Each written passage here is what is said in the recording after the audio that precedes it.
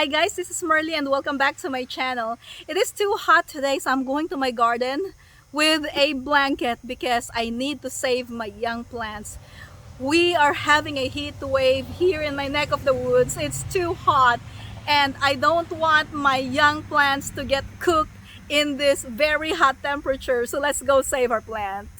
These two raised beds are peppers, 10 different varieties of peppers that I've planted in here, but I have only planted this a few days back, and I was not aware that we're gonna have a heat wave this week, but I feel like the plants are struggling because of the heat, and I don't have a shade cloth ready. If you have a shade cloth, it is the time to use that.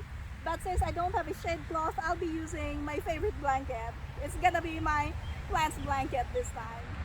I am done covering my two raised beds of peppers, and I used 5 blankets, 4 small ones. I used some yarn to tie them, and I used some clothespin to attach my blankets into the tomato cages and the poles. I hope you enjoyed this video. If you like this video, click that like button and subscribe if you haven't already. Thank you for watching and happy gardening!